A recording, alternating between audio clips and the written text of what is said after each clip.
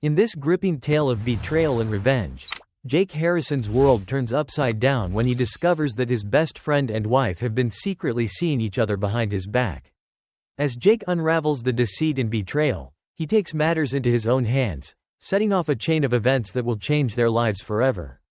Stay tuned to find out how this twisted story of love, lies, and vengeance unfolds. One more outburst from you, Mr. Harrison, and I will hold you in contempt of court. The judge's face turned red, and I had to stifle a laugh at her almost comical expression. Mr. Walker, I strongly advise you to control your client. I had been warned several times, but it's hard not to curse when it's part of your everyday vocabulary, especially when dealing with a judge like this. A guy once told me he'd never met anyone who swore as much as I do. Maybe I do curse a lot, but it just flows out without a thought. As I started to speak, I saw the judge tense up, and my attorney, Ben Walker, warned me not to speak so openly unless I wanted a night in jail. The court reporter stifled a giggle, likely bracing for a torrent of F-bombs across the courtroom. My ex-best friend, his wife, and my soon-to-be ex-wife looked nervous. Rebecca, my soon-to-be ex, looked ashamed and downtrodden. Brad sat there with defeat on his face, and Chelsea, his wife, looked pissed off. She clearly didn't like their dirty laundry aired in court. By now you might wonder how I ended up being scolded by this simpleton in the black robe. It all started one day. Let's call it Tuesday because it was a Tuesday. My name is Jake Harrison. I'm a 32-year-old foreman in the city maintenance department of Stonebridge, Colorado. I started with the city 2 days after graduating high school. In the winter, I plow the major roads. In the summer, I do whatever needs to be done. Rebecca works a few hours a week at the church as a break from housework. Our maintenance department is split into 4 quadrants, each with a supervisor and a foreman. I'm not the supervisor because I never went to college, and I rely on common sense, plus I avoid office politics. Usually, if a supervisor tells a crew to do something, they'll check with someone like me first. All foremen were promoted from within, while supervisors were directly hired. Monday evening brought a nasty June thunderstorm with high wind and hail. My quadrant got hit hardest, so we had a lot of debris to clear from the streets. I had 6 crews with dump trucks picking up debris and drove around in a pickup, checking storm drain complaints. If they were blocked, I'd call one of the 2 vacuum trucks at my disposal. I also had 4 street sweepers running all day. In the afternoon, I checked problem alleys to see if we'd need gravel soon. None of my 3 parks got mowed, so I'd have to get crews on that in the morning. Rebecca and I had a nice 4-bedroom, 2-story home in an older neighborhood. We couldn't afford the ritzy side of town, but we didn't live in the bad part either. We got along well with our neighbors. Ted and Janet Miller lived next door, Rick and Susan lived directly behind us, and my childhood friend, Brad Henderson, lived behind the Millers with his wife, Chelsea. All 4 households got along so well that we had no fences separating our backyards. Brad and I have been friends since middle school. I got him into more trouble than he could handle, and to make matters worse, his parents were super religious, while mine didn't care much about God. Dad often told me as long as I didn't knock some girl up or cost him money, he didn't care what I did. If Brad's parents were going to nail him for something, I'd take the blame. I knew they hated me, so their opinion didn't matter. Brad grew up as religious as his parents. He went to Bible college and became a preacher at a local church. I only go to church on Easter and Christmas. Rebecca, on the other hand, goes to church religiously. While Brad was at Bible college, he met Chelsea. Chelsea could have been a Playboy playmate. She's 5'7", 110 pounds. With blonde hair, blue eyes, and a 3'6", figure. Despite her looks, she's a prayer machine. Brad is like the yin to my yang, but there wasn't anything I wouldn't do for him, or so I thought. When I got home Tuesday evening, I had to heat up leftover meatloaf from Sunday for dinner. I didn't mind, but my wife hadn't cooked a weekday meal in months. I wanted to crush a 12-pack, but the red X on the calendar meant I could only have 1 beer since I was on emergency standby. I ate while Rebecca showered, wishing she'd pay as much attention to me as she did to the shower. It was 7 p.m., and I doubted I'd see her again that night. She gave me a half-hearted, "How was your day?" when I got home. This routine had been going on for months, and I was tired of it. Our sex life was the worst part. We used to have sex 3 or 4 times a week. In the past 3 months, I'd had sex twice and 2 lousy handjobs. She barely noticed me anymore, and that night was no different. So, I watched the Rockies play the Padres on TV and wished for Jägermeister. Around 10 p.m., just as I was about to hit the hay, my phone rang. It was city-county dispatch about a water main break near Birchwood Mall. I packed some snacks and headed out to the city yard. I got the keys and waited for my crew, including guys from every quadrant, a city water department supervisor, and 4 of their guys. I hooked up a trailer to the dump truck, loaded a backhoe, and we headed to the break. The street was flooded since the Northwest crews hadn't cleared the storm sewers, so I sent for a vacuum truck. At 1 a.m., I started breaking the pavement with the backhoe. It was slow going due to the water. By 3 a.m., we exposed the pipe and started hauling away mud. By 8:45 a.m., the water guys had reconnected the pipe and tested it. The building inspector approved the fix around 9:30 a.m., and by noon, we were ready to repave. Since a contractor would handle paving, I returned the equipment to the yard by 1 p.m. At 1 p.m. At 1:45 p.m., I pulled into my driveway, knowing I was off work until Friday.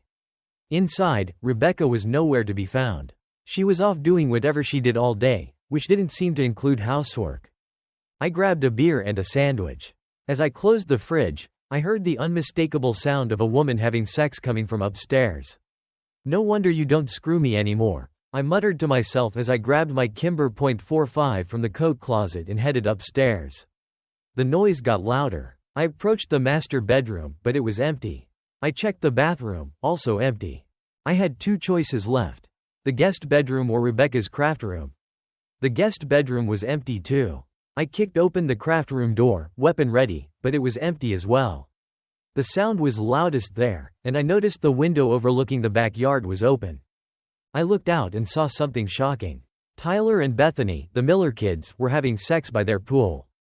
Tyler was a college junior, and Bethany was about to start her freshman year. She'd had a crush on me. It hit me. I was witnessing inbreeding. I thought this only happened in places like Mississippi, I muttered. I knew I shouldn't watch, but it was like a train wreck. I wondered if Ted or Janet knew this was happening in their home. I doubted it.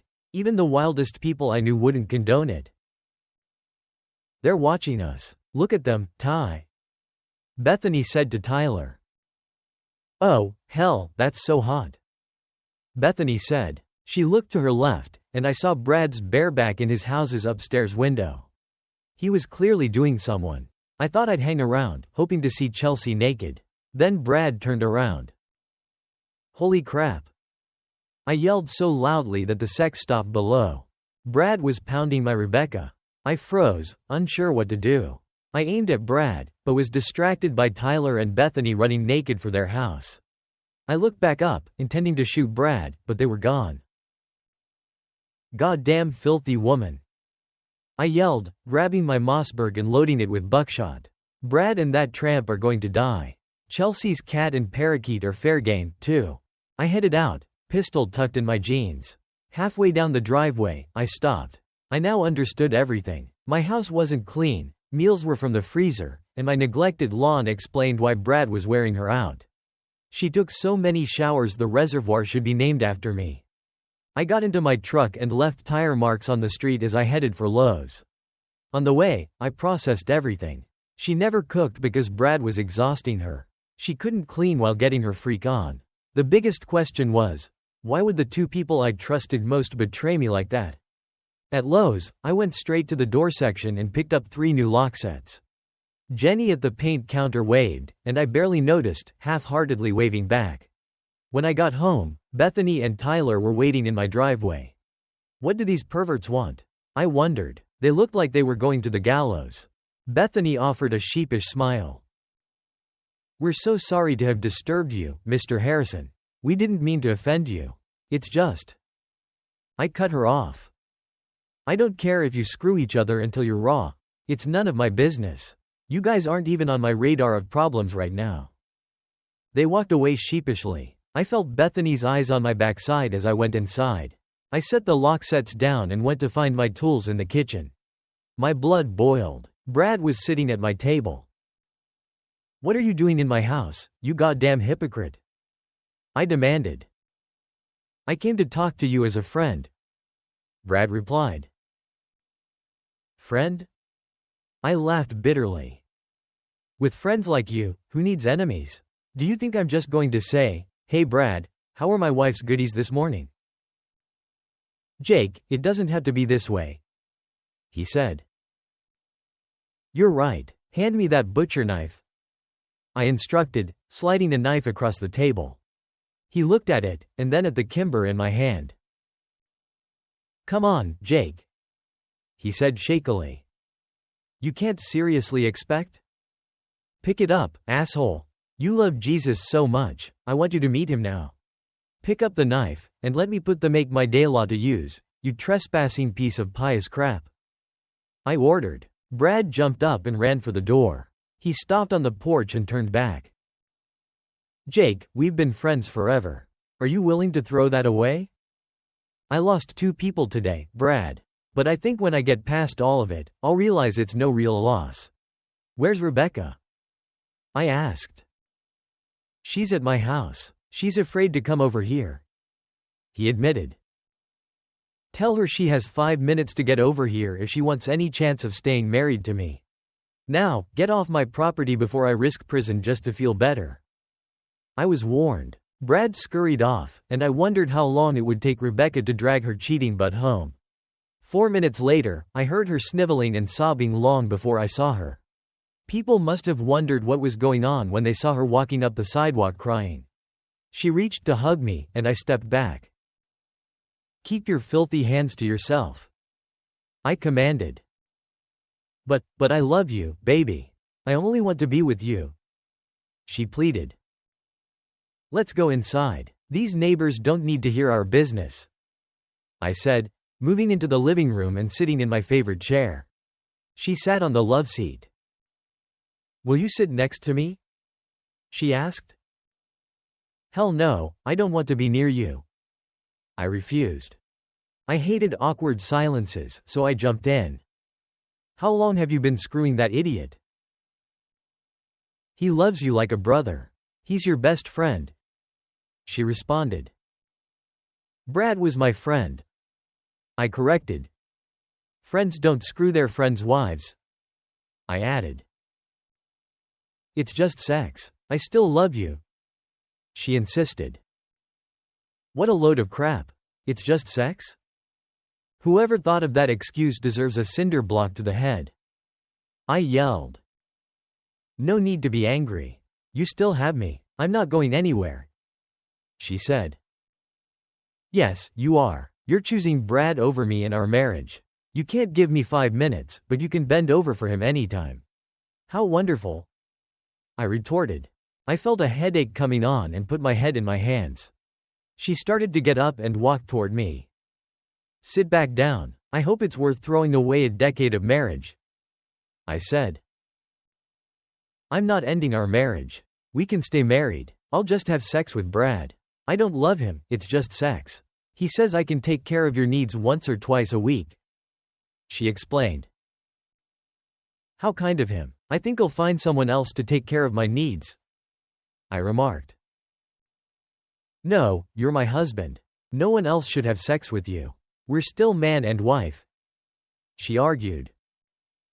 Not for much longer. Ex-wife is more fitting for someone like you, and that hypocritical, goddamn Brad Henderson, I declared. Please don't talk like that. I love you with all my heart, but I love Brad's big. You just need to understand Brad's plan. We all can be happy. She tried to reason. I understand perfectly. You want to have your cake and eat it, too, I concluded. It's not like that at all, she protested.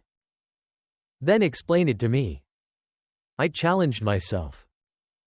I can't. You'd never, well, I think Brad wants me back, in 3 minutes, she stammered. What the hell are you babbling about? I asked, seeing the shock on her face. You've never called me names or talked this way to me. What's gotten into you? She inquired. Let's see, I haven't slept since 6 a.m. yesterday, and I worked all night. Or maybe it's because I got home to find my wife screwing someone else, you idiot. I snapped. She started crying and headed for the door. That's it. Go to Brad. Go get the dick you crave. I shouted. She turned at the door. I don't see why we can't keep things as they are. You're not home all the time. I can be his while you're at work. I slammed the door so hard, I thought it splintered. Screw you. Go eat your cake. I yelled so loud my throat hurt. I sat with my back to the door, feeling unmanly. Dad would have whipped my butt if he'd seen me with tears. So, I sucked it up and got on with my tasks. I changed the locks on all the doors and recorded the garage door opener. At 4 p.m., I decided to take a break. I was exhausted and needed to sit. I flipped on the TV to Jerry Springer. How fitting, a show about cheating wives and messed up families. I didn't make it far with Jerry before falling asleep. When I woke up, it was past 9 p.m., and someone was knocking at my door. I got up and answered. It was Brad. What do you want? I ought to knock the crap out of you. I said. I need a favor. Brad responded. If you don't get out, I don't have a girlfriend for you to screw. Try elsewhere. I retorted. Rebecca needs you. She's crying her eyes out. Can't you just call her and tell her you're not angry, and everything will be okay? He pleaded. Tell her everything will be okay. I'm done with both of you. What's Chelsea going to say when she finds out you're screwing Rebecca? I asked. She knows. She's happy the sneaking around can stop. She wants you two to stay together. He admitted. Get off my porch. Tell her stuff will be out here in the morning. Any more door knocking will be met unkindly. I warned. I slammed the door and went for a cold beer. For some reason, I took my six-pack upstairs and sat in Rebecca's craft room, watching out the window. It dawned on me. I should record evidence for the divorce. So, I grabbed the camcorder, watching Brad's house. I noticed movement next door. Janet Miller was at the pool in a robe. I hoped she had a one-piece bathing suit underneath. Janet might be the nicest person, but she fell out of the ugly tree and hit every branch. Unlike her daughter, her body wasn't a distraction from her face. Ted isn't much better. It baffles me that Tyler and Bethany aren't uglier. Unfortunately, Janet took off her robe and dove into the pool. I turned back to Brad's house with the camera on night vision. I saw Chelsea and Rebecca on the porch swing, talking quietly. Headlights lit up Brad's house. Ted must be home from managing his restaurant. He went straight to the pool and started stripping. What did I do to deserve this? I muttered. I watched Brad's house until I heard Ted enter the pool. They cozied up and embraced in the water. I could hear their conversation. How was work, babe? Janet asked.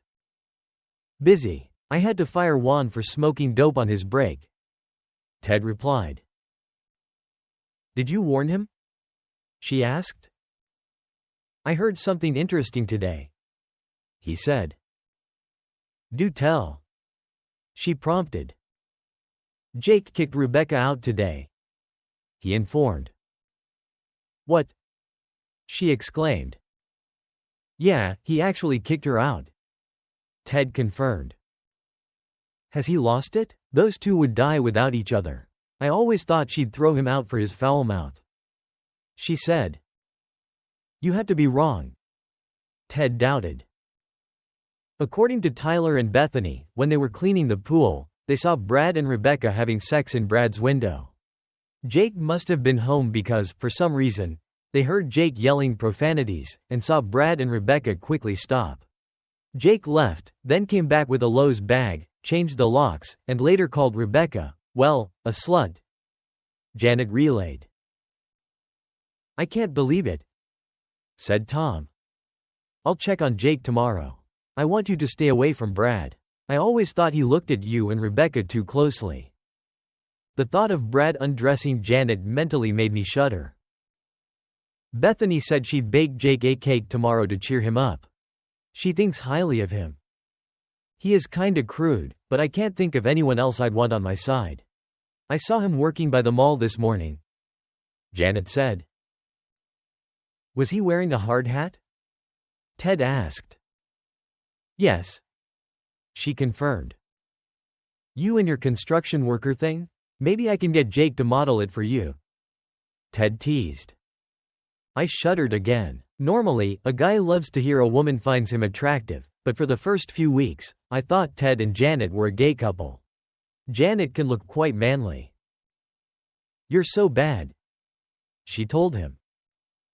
I can't understand why Rebecca would rather screw Brad when she has Jake, she wondered aloud. You're starting to give me a complex, Ted said. You're the only hunk for me, my hot man, Janet assured, realizing they were about to have sex. I decided to go to bed. I wasn't sure I'd sleep, but I didn't want nightmares about Ted and Janet. I turned on the radio for noise and heard the heavy metal grindcore show on the college station. I listened to tracks by Carcass, Deicide, and Obituary. Before the show ended, they played Cannibal Corpse, Make Them Suffer. As I listened, I decided I wanted to make Brad and Rebecca suffer. Corpsegrinder Fisher's lyrics echoed in my mind. Make them suffer. Make them suffer. Make them suffer. And I vowed I would. I will, Corpsegrinder. I will. The next morning, someone was pounding on my door. I shook off sleep and went to see who had such an early morning death wish. I opened the door, ready to yell at Rebecca, but it was Chelsea Henderson. Oh, it's you. What do you want? Rebecca's stuff isn't packed yet, I said. I don't want you to pack her stuff, Jake. I want you to let her come back home, Chelsea responded. And I thought you were going to ask for something unreasonable. I'm going back to bed, I replied, starting to close the door, but she blocked it. Wait, Jake, why are you doing this? Rebecca is hurting, and you won't even consider her feelings, she asked. What's to consider? She wants to be with you and Brad more than me. I'm letting her be with you and staying out of the way, I explained. Brad and I can't have her living with us. We have an image to protect, she pleaded. You should have thought of that before dragging my wife into your sick game. Why can't she live with you? Really? You don't see a problem here? I gave her a chance to stay. She chose your husband's dick over me. The worst part is, you don't even seem to care. But I do care. Now, leave me alone, I demanded. She still loves you, Jake. We didn't want to take her away from you. We love her, and you, too. I hate to see you throw away your friendship with Brad, Chelsea insisted. He's dead to me. So is she. I started coldly. You can't mean that, Jake. She can still take care of your needs, she tried to persuade. Oh, why didn't you say so sooner? I retorted sarcastically. I feed and house her, buy her clothes, a car, everything she needs. She screws you, too, and I get a weekly romantic handshake? Brad gets his rocks off without any cost. Screw that. Do I get sex with you? I asked pointedly. Sorry, Jake, I'm a one-man woman, she replied. A one-man woman, I said, bemused. Man, I'd sure like one of those. Well, then, that's what I have to find. Tell that tramp her stuff will be out here in an hour. Come on, Jake, stop acting like a caveman. Brad and I have an image to maintain for our church. We can't have Rebecca living with us, she begged. That's your problem, not mine. Get off my porch, Chelsea, I said, closing the door firmly behind me. Sounds like your problem. Sucks to be you. I slammed the door and went to make some bacon. Screw their image, I thought. I can't believe anyone thought I'd agreed to this stupid idea. They want to look squeaky clean while having wild sex with my wife. Corpsegrinder's words echoed. Make them suffer. I called a coworker who handled his divorce when he caught his wife with her brother. He gave me the name of a law firm, Crosby, Stills and Nash, specializing in men not wanting to get screwed in their divorces. I got an appointment for that afternoon. I packed all of Rebecca's clothes and toiletries into bags and put them on the front porch. I added some things I knew she'd want. I put her car keys under the floor mat and went to the bank. There, I canceled all the credit cards, closed our joint account, and opened a new one in my name. She had a card I didn't know about? I gave the bank Brad's address to send him the bill. At 1 p.m., I went to the law office. I hoped for David Crosby, known for making quick work of divorce attorneys. Instead, I got Ben Walker. He was scruffy, but his record spoke for itself. He reviewed my files without a word, then called his paralegal in to take my paperwork. "Mr. Harrison, I think we can get you everything you want and take the preacher down a notch. Do you have photo or video proof?" "No, but the neighbor kids saw them, too. I just want her out of my life." The paralegal brought in papers for me to sign. Ben explained each one and why it was necessary. He gave me a list of things to do, most of which I had already done. I paid his retainer and went home to nap. Rebecca's stuff was gone when I got home. A note was taped to my door. I took it inside and lay on the couch. Springer was on. The note was from Rebecca, begging to come home, with no mention of giving up Brad. Ben and I decided to serve her and Brad with legal papers at church on Sunday. I found the idea amusing and decided to attend. Over 50 messages were on my answering machine, all deleted with the help of beer. I slept well that night. The next morning, I set to work on Brad's wagon. First, I called the city accounting department. I had allowed my crews to haul several loads of gravel to Brad's church for free. I kept the tear slips, and now I know why. Janice assured me the bill would be entered as unpaid, so Brad would get a call from collections, at $45 a ton, plus $30 per load for transportation. Brad now owed the city $7,500 for gravel and would get a visit from building inspectors for not pulling permits. I also mentioned to the water company supervisor about their non-compliant water meter. They'd have to replace it for $1,200. Brad knew I had kept them from paying for many things. Make them suffer. I was going to bankrupt the prick. I knew of several home projects Brad hadn't done properly. Building inspectors were now informed. Brad would pay dearly to fix it all. I knew he'd call soon, and he did, at noon. "What are you trying to pull, Jake?" Brad demanded. "What do you mean?" I asked innocently. "Building inspectors are telling me I have to redo the whole parking lot. You said everything would be fine." Brad accused. "Seems I forgot to turn in some paperwork. Don't worry, I'll be reprimanded," I replied. "I hope they fire you," he retorted angrily. Just then, my supervisor walked in, aware of who was on the phone. "Jake, about that late paperwork. Remind me to put a scathing post-it note in your file," he said with a smirk. "I'll need a post-it to remind me to remind you," I joked. "Okay, Jake, try not to let it happen again," my supervisor quipped, leaving the room. "Oh, that was some reprimand, Jake," Brad said sarcastically. "I'm surprised he didn't find you a nickel." "He did. He filed all my tear slips. Expect a bill, Brad," I shot back before he hung up. That evening, I went to Mickey's bar for a beer, or three. Many city workers and cops were there, and by 11 p.m., most had heard my story. A full-out, "Screw Brad" campaign was underway. A cop buddy mentioned Brad might get pulled over more often. A fire department friend suggested the church might make the hazard inspection list on Monday, and the fire marshal would give it his full attention.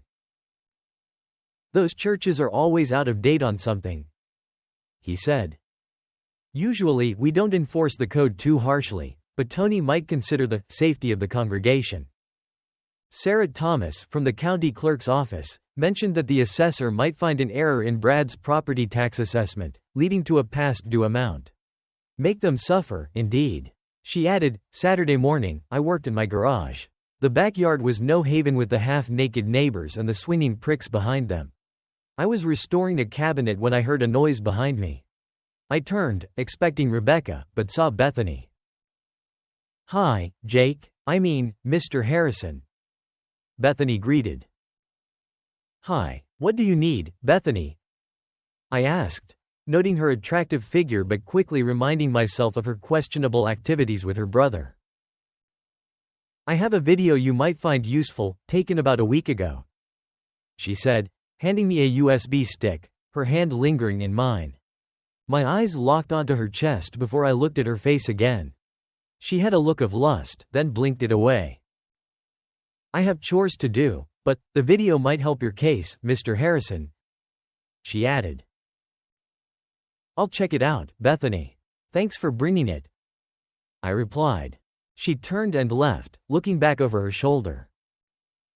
"My pleasure to help, Jake. Have a good one," she said. She had never called me anything but Mr. Harrison before. I pocketed the stick and continued my tasks. I finally mowed the lawn, enduring Rebecca's screaming from Brad's balcony. Add buying a loud MP3 player to my list. Ted and Janet didn't call the cops. Apparently, the family opted for the AC and stayed inside. At 5 p.m., I headed to Joe's Smokehouse Barbecue for their rib platter. While eating, Josh Bennett, Chelsea's brother, spotted me. Josh, an engineer for the city-county road department, and I had a good rapport. Unsure of his stance, I pretended not to notice him. He told Rachel, Joe's wife, that he had a to-go order and paid. The next thing I knew, Josh was at my table. "Hi, Jake," he greeted. "Haven't seen you in ages, Josh," I replied. "I've been busy. Every time we clean up one storm, another rolls through," he explained. "Yeah, I hear that. We're opening bids next week for replacing the Johnson Street Bridge. You guys will get some tasks, but the commissioners want contractors to handle most of it," I informed him. "That would be nice. We need to fill 100 potholes and repair 3 park irrigation systems. How's life treating you?" I couldn't tell if he was fishing for info or was unaware of my situation. We made small talk for a few minutes, then he got to the point. "I understand my brother-in-law's church is under scrutiny, and he'll be paying the city a lot for upgrades. Glad someone is stepping on that dirtbag's toes. Remind me not to get on your bad side, Jake." He clapped my shoulder. "See you around, Jake." He got his food and left. I finished my meal, stopped at Chang's Liquor for a bottle of vodka, and went home to watch TV. I remembered the USB stick Bethany had given me. I popped it into my laptop and saw only one file. Opening it, I saw Bethany leaning out her bedroom window, wearing nothing below the waist, and pleasuring herself. Video audio. "Oh, baby, you turn me on. I'd love to jump on your meat," she said, with my lawnmower sound in the background. End video audio. I remembered her watching me mow several times. On screen, she climaxed and shook with ecstasy. I was about to fast forward when Tyler entered the room. Video audio. "Hold it right there, young lady. Are you pleasuring yourself?" "I am Tyler. Now, pretend you're him. Screw me, and make me believe it's him." End video audio. I skipped ahead, and soon the screen showed Rebecca, Brad, and Chelsea in a menage a trois on their terrace. I felt stupid. Stupid for not noticing them just 50 yards away. Now, I had evidence for my divorce. I called in a favor from a friend. The video would serve another purpose before court. For the first time in ages, I was up early on Sunday, ready for church. After coffee and a bagel, I drove to Willow Creek Presbyterian Church. In the parking lot, I saw others who likely didn't frequent Brad's services. I followed them in and took a seat. I caught the eye of Ryan Daniels, who managed the audio-video system. Ryan owed me a few favors. I checked the bulletin. My moment would come after the offering. The choir entered, with Chelsea and Rebecca close together. Brad babbled about forgiveness, without mentioning the 7th commandment. We sang a few hymns, and then the offering plates were passed. Once gathered, they went to Ryan at the console, who counted the money during the sermon. 10 minutes later. And now, as is our tradition, let us pray to welcome any newcomers, and ask our guests to introduce themselves. My 3 guests stood and went to the pulpit. Brad shook hands with each and handed them the mic. A young brunette spoke first. "I'm here to see Chelsea Henderson." Chelsea came forward, looking puzzled. The brunette handed the mic to a pimply-faced, red-haired kid. "I'm here to see Rebecca Harrison."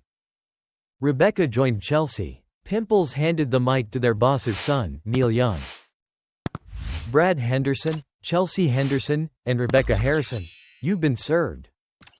They handed documents to the shocked trio. Brad grabbed his mic and asked, Why have you defiled my sanctuary?" Ryan then streamed the video clip on the big screen behind the pulpit. The image of Brad, Chelsea, and Rebecca, naked on the patio, appeared. 4 or 5 old ladies reached for their phones, likely to call the cops. One elderly lady punched Brad in the nuts with her cane. Rebecca read her paper and screamed. I headed for the door but turned to see Rebecca and Brad spotting me. Rebecca ran towards me while Brad stayed put. I spun around, only to be met by a cop. Days later, after the dust settled and the DA refused to file charges against me, Brad installed a privacy fence, as required by his restraining order. I wasn't allowed near his church, except for city business, and he couldn't harass me. Rebecca could only contact me through Ben Walker. Sonny Bono, our assistant DA, chuckled when I told him I had slipped the USB stick into the collection plate for Ryan. Brad wanted me charged with trespassing, but since it was a public service, he got nowhere. Ryan lost his job, but quickly got a position at another church. I explained. Ben Walker informed me that we'd go before Judge Susan Kramer in 2 weeks to begin proceedings. She can be tough. She usually favors the wife over the husband. Since you own the house, she can't do much to you, but she always gives alimony to cheaters, which worries me. My immediate supervisor is a fresh college grad. I run my quad because he never overrides me, knowing I handle everything well. Other supervisors are more hands-on but still involved. Mark Thompson, however, runs the worst quad in town, doesn't trust his leads, and never helps his crews. Most guys would rather pull their toenails out with pliers than spend 5 minutes with him. Rumor has it, he's got dirt on someone in the city council or was the mayor's boy toy, which explains his job security. Today, Mark showed up in my office. If he managed a 5-minute conversation without being a racist or offensive. It will snow 5 inches tomorrow, despite it being almost the 4th of July. Well, Jackie boy, I hear you're getting a divorce. Did she catch you with your pecker in the kitty litter? I wasn't about to tell him the truth. No, I just got tired of her crap. Do you have a judge yet? Yeah, Judge Kramer, that bitch. She screwed my son in his divorce, gave his cheating whore the house and kids. Jeff has to pay for both.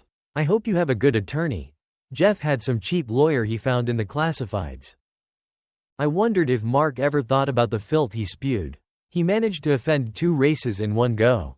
I wondered if he ever talked like this in front of James Reynolds. His 6 feet 5 inches frame and history as a linebacker for the New York Giants made James seem intimidating, but he was a riot after a few beers. Once, at Mickey's, he scared off some frat boys from the bathroom just by looking at them. Zeke, the bartender, had to ask him to stop messing with the college kids. Jimmy was great, but he wouldn't find Mark's slurs funny. Hey, Mark, we need to check on your crew. Those knuckleheads probably blocked the storm drain again with that shoddy work. James saved me from more of Mark's nonsense. I quietly thanked Jimmy for his timely appearance. In 2 weeks, I'd face Judge Kramer, and I doubted even James could save me from that. But maybe it wouldn't be so bad. In court, Judge Kramer sat unflinching as I erupted. This witch ordered couples counseling. When I refused, she threatened me with jail. Come on, tell her this therapy crap isn't happening. I turned to Ben. Your Honor, my client simply wants to be rid of this tramp and her preacher pals. Brad hung his head. Chelsea looked furious. Ben had subpoenaed the Hendersons as witnesses. Their congregation had dwindled, and Brad's 2 services for 150 had become 1 for 10, plus 3 representatives from the main church planning to replace him. The choir of 20 was now Chelsea, Rebecca, and Charles Brown. First, it's only sex? Rebecca said. I wondered if she'd buy that excuse if I'd been caught with Rachel Stevens. Becky was known as the slut of all sluts. Jake works a lot, and I feel neglected. I worked 7 a.m. to 4 p.m., Monday to Friday, and he'd only been called away at night 4 times in the past year and a half. My first time with Brad was out of curiosity. I heard he had a larger than normal, Curiosity? Curiosity? How many have used that excuse, wanting to know what a bigger dick felt like? As she went on, I recalled how I'd first hooked up with her. Homecoming meant a lot at Southern Colorado State University, mostly for the parties. Walter Benson's bonfire on the Eastern Plains was a staple event, despite Walter being a 45-year-old perv who hosted it to ogle college and high school girls. He was arrested 5 years later for assaulting 6 girls. Charges stuck for 3. Rebecca's junior year homecoming was special because the Fighting Farmers actually won, even though half the opposing team had a stomach bug. I wasn't a student. I was working part-time for the city and doing campus maintenance, hoping to afford classes one day. We were told not to clean up until Sunday morning so we could party and clean up once, instead of twice. My friend Jerry Barnes had invited me to the bash at his cousin Walter's ranch. By 11 p.m., I was buzzed. About half the crowd had disappeared, though the parking lot was still full. I figured it was safe to take a leak in the parking lot. I walked out, stopped in front of a seemingly unoccupied car, and proceeded to relieve myself on the grill. As I finished, I stumbled and braced myself on the hood, turning on the headlights. The guy inside was a blur, but the brunette gave him head-locked eyes with me. I quickly apologized and headed back to the bonfire. I saw the same brunette by the fire and moved to avoid her, passing a group of frat boys who thought they knew me. They all had to shake my hand and express their love, though only one really knew me, from giving him a jump start last winter. While talking to the frat boys, I felt a hand brush my backside. I turned to see the brunette walking away. The next morning, I found a note in my jeans pocket. If you like what you saw as much as I liked what I saw, call me, Rebecca. A phone number was written at the bottom. I spent the day cleaning up debris, wondering if the note was genuine. During my final break, I decided to call. Hello? Answered a voice. Hi, may I speak to Rebecca? I asked. She's not here. Can I take a message? Tell her the guy from the party called, and he liked what he saw. I said, leaving my number, wondering if I'd given it to someone else. That evening, as I settled in to watch a taped Broncos game, my phone rang. Yeah, I don't know your name, but I've seen your package, said a gruff but feminine voice. I thought it might be a prank. Should I just call you Moby Dick? I asked. Nope, Jake will work just fine, she responded. Rebecca, is that you? I asked for confirmation. Yes, it's Rebecca. Sorry, my voice is hoarse from yelling at the game yesterday, she explained. Yelling at the game? Would you like to meet at Freddy's Diner in an hour? I'd like to see your face better and show you this isn't a prank, I suggested. Sure, I'll be there in an hour, wearing a Shannon Sharp jersey and jeans, she agreed. Okay, that's number 13 for the Chargers, right? I teased. No, number 84 for the Broncos. What will you be wearing? She clarified. She described her outfit, and 45 minutes later, I was at Freddy's Diner, watching the door. I wasn't wearing my jersey, just in case I needed to slip out. 20 minutes later, she walked in, exactly as described, looking hot. I felt like a schmuck for not wearing my jersey. I stood and waved, and she headed my way, dismissing a few guys who stopped her. Funny-looking Broncos jersey, Jake. Afraid of getting tricked? She teased. Honestly, I wanted an escape if you weren't as advertised, I admitted. I can't blame you, she said. We drank coffee and ate pie until closing, then said goodnight. We dated for a month before getting physically involved. The night I planned to make my move, I called Brad to tell him I was getting serious with a girl. He advised making sure our feelings were true to avoid heartache. Ironically, 10 years later, she broke my heart because of him. I realized I had chuckled out loud when Rebecca and Dr. Lawrence looked at me like I'd just ruined their fruit salad. Do you find amusement in Rebecca's pain, Mr. Harrison? Dr. Lawrence asked. More on my own. I believe I owe Greg Wilson an overdue apology, I replied. Rebecca looked puzzled. She had dated Greg once, quickly moving on to Jason Lewis, the guy she was with at the party 2 days later. Rumor had it, Greg wasn't well endowed enough for her. Why would you owe him an apology? Rebecca asked.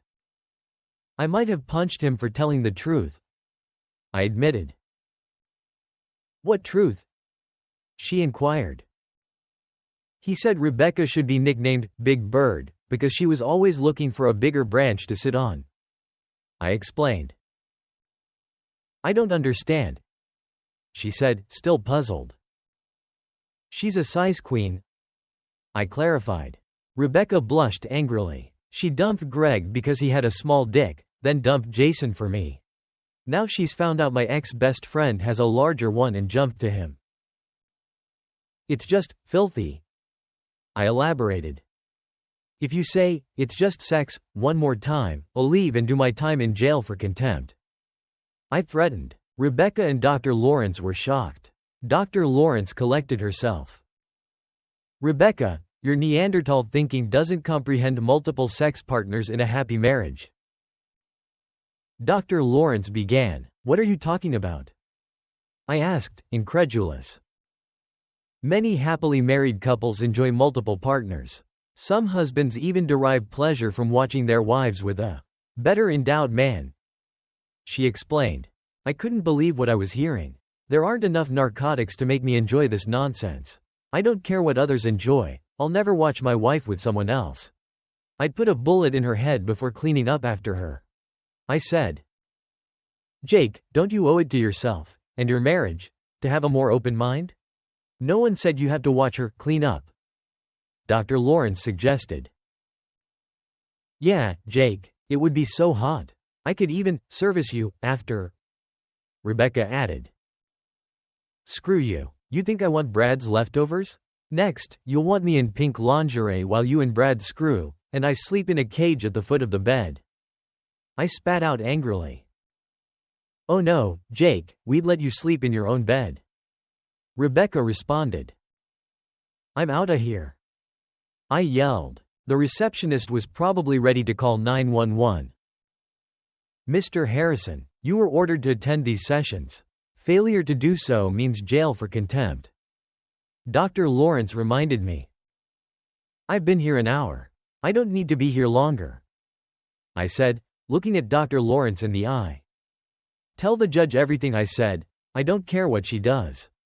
It'll be a cold day in hell before I get near that skank again, I added, pointing at Rebecca. I'll also talk to my lawyers about getting your license pulled. Leaving that building, I felt better than I had in ages. I drove straight to Ben's office. He looked alarmed when he saw me.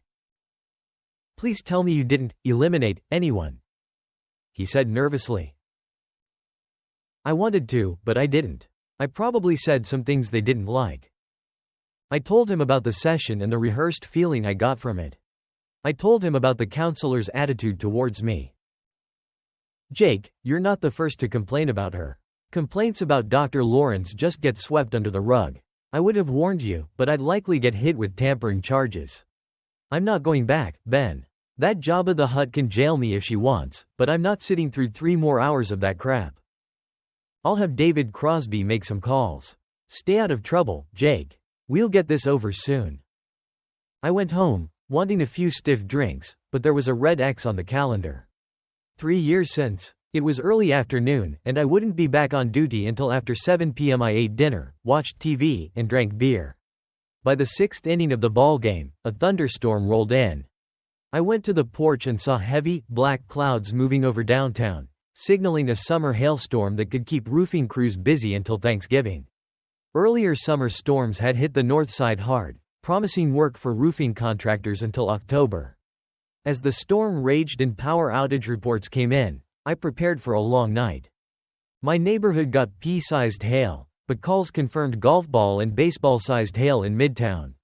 Eventually, the call came.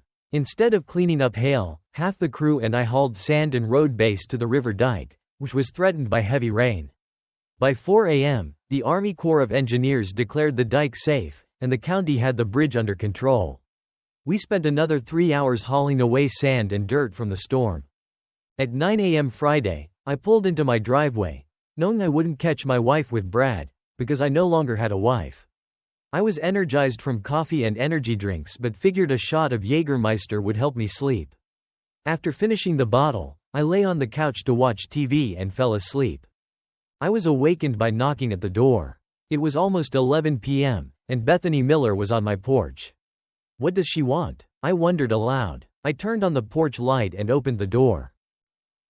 Sorry to bother you, Jake, but there's something you need to see. It might help with your divorce. I stood there, trying to understand what she could show me. She looked hot in tight shorts and a yellow halter top. She said something, turned, and headed to her driveway. I followed her to her car and got in.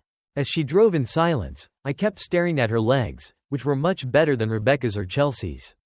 She caught me staring a few times and smiled. Bethany drove to a group of abandoned buildings downtown.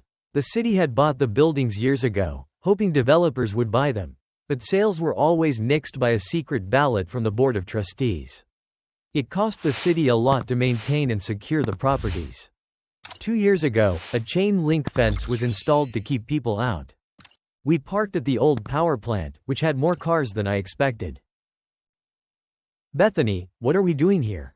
We could get in big trouble if we're caught, I said, feeling uneasy. Come on, Jake, you'll see. This will help you in a big way, Bethany assured. I couldn't see how trespassing would help my divorce, but I followed her. She walked through a cut in the fence and approached a basement window of the old Queen Anne Hotel. I caught up, and she pointed to a spot where light was coming through the window. What the hell? I muttered. I knew the building had no power, yet there was light inside. Looking through the window, I saw why Bethany had brought me. As I gasped, she handed me her camcorder. On the way home, Bethany explained how she discovered what was happening at the hotel. Tyler and I were spying on Brad and Rebecca when he mentioned this place. So, the next Friday night, we followed them here. I was surprised Chelsea didn't come, she explained. So, that was Friday night, choir practice? I asked, incredulous. Bethany looked embarrassed that I had found out another of my wife's secrets. Don't worry, Bethany. I'll keep you and Tyler out of this. My beef is with the others, I reassured her. You know Tyler and I, well, we sleep together because we're too ugly for anyone else to want us, Bethany said suddenly. Where did that come from? I wondered. I never questioned their activities, but that can't be true. I bet a lot of guys would love to be with you, I said, trying to comfort her. Maybe some guy would use me, but none want to be seen in public with me. I've had 3 boyfriends who dated prudes and met me in secret. They called me bummer face, and a 3-bagger, 1 bag on my head, 1 on his, in case mine falls off, and 1 by the door. I'm good enough for secret sex but not to date or show off, she lamented. Come on, Bethany, it can't be that bad. If I were your age, I'd be all over you, I said, feeling like an asshole for lying, but she was on the verge of tears. And it helped me a lot. You've helped me tremendously. I'd like to take you to dinner tomorrow. Get dressed up, and I'll pick you up at 7 o'clock. Okay? You don't have to pity me, Jake. Besides, I'm going to Denver tomorrow, and we'll be gone until Sunday evening, she responded. It's not a pity. How about a rain check on dinner? I offered. Okay. I went inside. I had the leverage I needed. In the morning, I'd make some calls. By Thursday, everything was in place. I called Ben first. Well, I have to warn you that what you're doing is considered extortion, but I think it'll work, he said. No wonder that judge always orders the things she does, I replied. Next, I called Matt Stone, a high school buddy and investigative reporter. I gave him the video and details. He had heard rumors and planned to stake out the hotel and bust them live on TV Monday morning. I proposed a plan to the head of the city maintenance department. It would solve a storage problem and restrict hotel access. He liked it since the city owned the property. We just needed to request it with the zoning office. No board involvement was needed because we were reappropriating land, not selling it. The fences wouldn't cost more than $150,000, so no budget request was needed. As I left his office, he told me he was recommending me for a promotion. You saved us at least $500,000 if this gets done. Great thinking, Jake. I need more thinkers on my staff, he said. By Wednesday, we had all the approvals and permits. I was put in charge of overseeing the move and upgrades. A 10-man crew was assigned, and the project would be done in 3 weeks. Thursday morning, we started moving fencing material to the old power plant parking lot. We'd use the land behind the hotel for snowplow storage and a new sand depot. I left work at noon for counseling with Dr. Lawrence. At 12:30 p.m., I walked into the reception room. The receptionist gave me a dirty look and called into her boss's office. 5 minutes later, I was buzzed in. Dr. Lawrence looked so smug, making it all the more enjoyable for me. "Mr. Harrison, I'm surprised to see you early. I'm glad we can have a few minutes for a one-on-one before the session," Dr. Lawrence said. "One-on-one is a new concept, huh?" I remarked. "Excuse me, Mr. Harrison?" she asked, confused. "I just came to tell you I won't be attending this sham anymore, or paying for it," I declared. She looked annoyed, then smug. "Judge Kramer ordered your attendance. You'll go to jail for—" "Screw you. I'm not coming back," I interrupted. "Mr. Harrison, watch your mouth," she warned. "The jig is up. I know about your Casanova Club at the Queen Anne, and my buddy, Matt Stone, will soon, too. Legal and ethical agencies will be very curious why a family court judge and counselor run a sex club. All those cheaters getting favorable rulings in Kramer's court will be exposed," I threatened. "There is no such—" she began, but I cut her off. "Don't lie. I saw the elk head with contraceptives on its antlers," I said. Her face paled as I ranted. I didn't tell her Matt Stone already knew, and had video proof. Judge Kramer and her husband stood to lose the most. He worked in the DA's office, and Stonebridge DA John Morgan wouldn't tolerate this embarrassment. At the door, I looked back at the dejected Dr. Lawrence. "Screw you," I repeated before leaving. 20 minutes later, Rebecca was with Dr. Lawrence. I was nervous when the door buzzed. 10 minutes after my session with Jake was supposed to start. Brad and my attorney, Jared Baker, assured me that Dr. Lawrence and Judge Kramer would either convince Jake to accept my situation, or make the process so drawn out he'd give up. I wore a shorter skirt, no pantyhose, styled my hair the way he liked, and wore the perfume he bought me. Dr. Lawrence looked stricken when I walked in. Jake wasn't there, and I assumed he had been dismissed. I was upset. I wouldn't see him. Despite his hate, I still loved him. I couldn't even walk down our street or be on the balcony while he was home. Is Jake risking jail to avoid the session?" I asked. I knew she didn't like macho men like Jake, especially with his attitude and foul mouth. "There's no session today, Rebecca. I'll call you when I know more." She buzzed the door open. I wondered what had shaken her. I drove to the church to see Brad. With the extra time, I looked forward to the Casanova Club the next night. Brad would be in my ass while Thomas Kramer screwed me. Just the thought made me hot. If I found Brad alone at the church, he'd get lucky. I wish Jake would join in. The thought of Jake and Brad doing me at the same time almost made me come. I could even smell my own arousal. At the church, Brad was on the phone and looked in a foul mood. The look he gave me said I'd have to wait. That was Thomas. There will be no club meeting tonight. Jake found out and threatened to call Matt Stone. "I'm regretting hooking up with you, Rebecca. Your holes aren't worth the trouble." I was stunned. A few months ago, he wanted me every day, saying I was better than Chelsea. Now, with a little pushback from Jake, I was suddenly out of favor. After dinner, my attorney called. He said we had a hearing in the morning. He thought it could be a good sign, possibly indicating Jake had dropped the divorce petition. "Could it be a contempt hearing, for Jake?" I asked. Justin doubted it. If Jake was being called, we wouldn't have been ordered in. He told me to sleep well, feeling positive about tomorrow. Brad cheered up a bit. Maybe someone pressured Jake to keep quiet. There are powerful people in that club. Jake has balls but no clout. The sex was incredible that night. I came a dozen times. Brad, Chelsea, and I had a great time. At 10 a.m., I was in Judge Kramer's courtroom. Jake's attorney and another man were there, but Jake was absent. Will Jake be in trouble for not showing up? I asked Jared. Not likely. He might be licking his wounds. I don't understand why Grant Nelson is here. He hasn't been in a courtroom in 6 years. Something's definitely up. Judge Kramer called the court to order. Jake's attorney and Nelson asked to approach. Jared joined them, and they talked at the bench for at least 20 minutes. Jared looked troubled when he returned. Before I could ask, the judge banged her gavel and announced that in 90 days, my marriage to Jake would be dissolved. I would receive no alimony or support, only 25% of Jake's retirement and 40% of our liquid assets. Jared explained that Judge Kramer had granted Jake's petition for divorce. The next thing I knew, an EMT was helping me to a seat.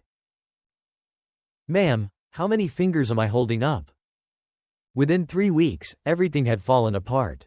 The news had exposed the Casanova Club, leading to Judge Kramer's removal and potential charges. Her husband was fired and charged in a pill-running scheme. Jared Baker was disbarred for having sex with male clients and throwing cases for Judge Kramer. He was also involved in the pill ring. Dr. Lawrence was ordered to repay 30 clients and was later found dead with her husband in a murder-suicide. Brad was asked to resign from his ministry, with his severance barely covering moving expenses. Chelsea filed for divorce after catching him masturbating while watching the Miller sisters swim. Brad blamed me for everything and decided not to take me with him. I moved into a small apartment with Chelsea until we got back on our feet.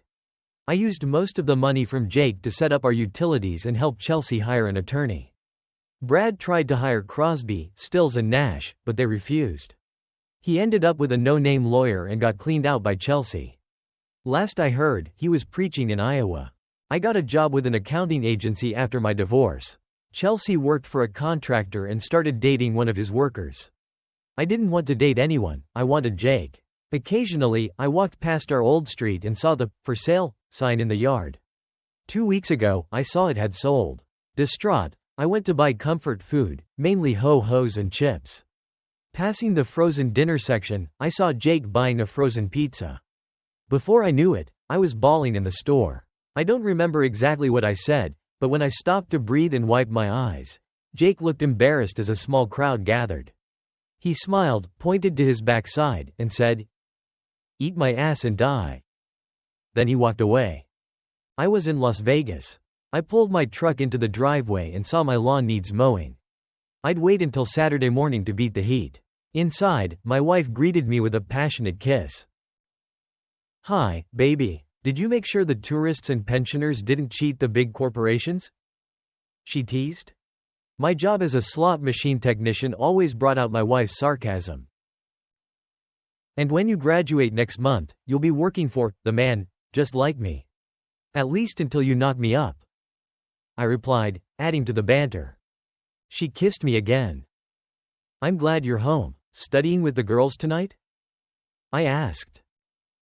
"Yes, but I'll have to watch Samantha around you. She can't keep her eyes off your butt," she joked. I used to have a neighbor girl like that, always staring at my butt when I mowed the lawn. "Still can't believe Rebecca screwed Mr. Henderson," I said, shaking my head.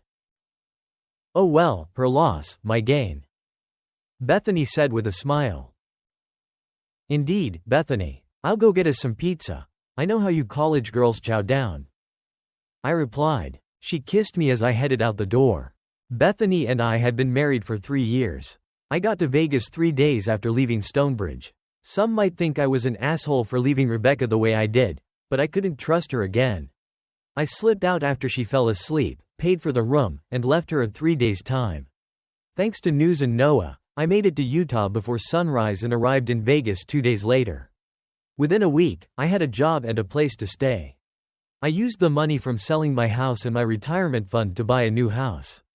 2 weeks later, Bethany showed up as planned. She had enrolled at UNLV during the weeks waiting for my house to sell and my divorce to finalize. Bethany and I spent a lot of time together. She'd bring food, we'd watch movies, and go out on weekends. The more I knew her, the more I liked her. I wasn't ashamed to be seen in public with her. When I told her about Rebecca begging me to take her back, she teared up. "Hey, I have no plans on going back to her, Bethany. I'm falling for you. I have a plan, if you can stand being with an old man like me," I said gently. She was on me before I could finish. That night, after 3 rounds, 1 fevered, 2 more relaxed, I laid out my plan. I expected Ted and Janet to object, but they didn't. Jake, you've always been a little rough around the edges, but I can't imagine our daughter in better hands, Ted said. I know you'll treat her right and make her happy. She's loved you since the day you moved in. A year after moving to Vegas, Bethany made friends with a cosmetology student who taught her how to highlight her features. She changed her hairstyle and became quite attractive. We married after her freshman year. I told her she could date someone her age, but she didn't speak to me for a week. You silly, stupid asshole, she said when she started talking again. I've only had eyes for one man. I watched as the wrong woman threw you away, and now I'll never let you go. I occasionally talk to people back home. Ted and Janet keep us updated. Chelsea married a tile guy, had a kid, and moved to California. Rebecca returned to Stonebridge after I left her in Wyoming. She married a rancher who kicked her out a year later, for cheating. The kid behind the counter handed me my pizzas. If I get them home quickly, Bethany might jump my bones before her study group arrives. I'll retire to my den and watch the Rockies on my MLB season pass. From one risky woman to another. My life is as good as a morning dump. In the end, Jake Harrison finds a new life and love after leaving behind the wreckage of his past. His journey from betrayal to redemption is a powerful reminder that even in the darkest moments, there is a path to healing and happiness. As Jake closes the chapter on his old life, he embraces a future filled with hope and new beginnings, proving that sometimes walking away is the strongest thing you can do. Thanks for watching, and if you enjoyed this story, don't forget to like, subscribe, and hit the notification bell for more tales that keep you on the edge of your seat.